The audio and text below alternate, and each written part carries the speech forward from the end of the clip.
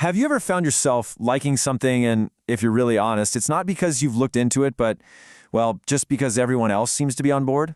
That feeling? It actually has a name, and today, we're going to break it all down. Just think about it for a second. You're scrolling through your feed, or you're just chatting with friends, and you find yourself nodding along, right? You take on an opinion, maybe about a movie, a political thing, or even just some new trend. And if you really stop and ask yourself why you agree, the honest answer isn't always about the evidence. Nope. It's because that opinion just feels popular. It feels like the right team to be on because, well, it's the crowded one. There's this incredibly powerful sense of comfort that comes from being in the group. Agreeing with everybody else feels warm, it feels safe, and it feels like, okay, I belong here. But on the flip side, being that one person who disagrees, oof, that feels uncomfortable, doesn't it? It can feel isolating, kind of awkward, even a little bit risky. And our brains are basically hardwired to avoid that feeling at all costs. So, that powerful pull we've just been talking about, that deep-seated preference for safety in numbers, it actually has a formal name. And it's the specific thinking error we're going to dive into right now. It's called the bandwagon effect. And this definition really gets to the heart of it. It's what happens when we let popularity become a substitute for actual proof.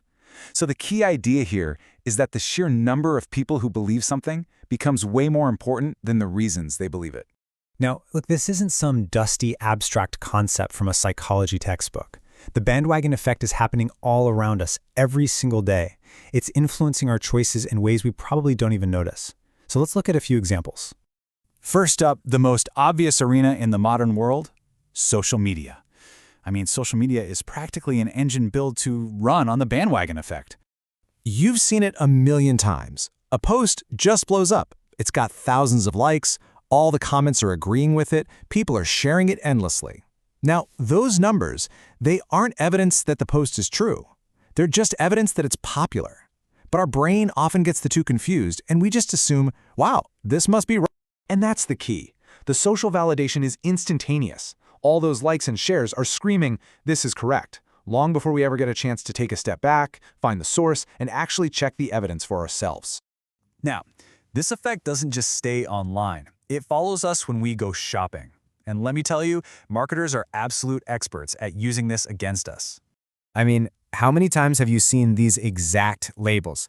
Best-selling book, most popular phone, trending fashion item. These are all direct appeals to our desire to follow the crowd. They're signaling to our brain that this choice is safe and smart because, hey, look at all the other people who already made it. And here's what's really going on under the hood. We use the group's choice as a mental shortcut. We basically skip our own research. We justify buying something not on its actual merits, but on the fact that a ton of other people already did. And finally, and this is maybe the most important one, let's talk about how this shapes our conversations, our opinions, and the actual beliefs we hold dear. Just picture a group discussion. Once it seems like most people are leaning one way, it becomes incredibly difficult to challenge that idea. Speaking up feels really uncomfortable, so people with different views, they just stay quiet. And then that silence gets mistaken for agreement, which makes the majority opinion seem even more popular than it actually is. So why? Why is this tendency so incredibly powerful? Why do our brains just default to this way of thinking? Well, it's not some modern flaw. It's actually an ancient survival instinct that's still running on autopilot. You have to remember, for thousands and thousands of years, belonging to the group literally meant survival. If you were cast out from your tribe, that was a death sentence. So our brains evolved to prioritize fitting in. Today, though, the world is different. Often, our survival depends on independent critical thinking, but that old wiring is still there, whispering in our ear, just stick with the herd. And while that instinct once kept us safe, in our modern world, blindly following the crowd can be really, really dangerous. So let's break down exactly why this matters so much. This is the core problem right here.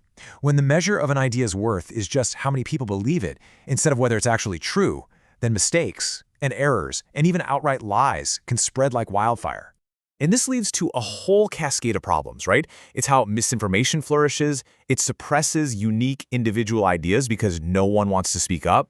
It can take one person's bad decision and amplify it across a whole group. It traps us in echo chambers where all we hear are our own beliefs reflected back at us. And this is a big one. It rewards people for being confident, not for being correct. Okay, so the point here isn't to get discouraged, it's to get equipped. How can we actually resist this powerful psychological pull? Well, it all starts with learning to just pause and think for yourself. And here's a simple toolkit to help you do that.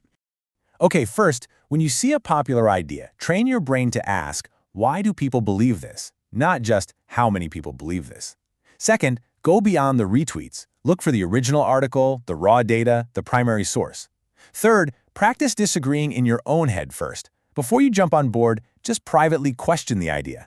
And finally, you have to make a conscious choice to value being correct more than you value the temporary comfort of just belonging. That discomfort you feel, it isn't danger.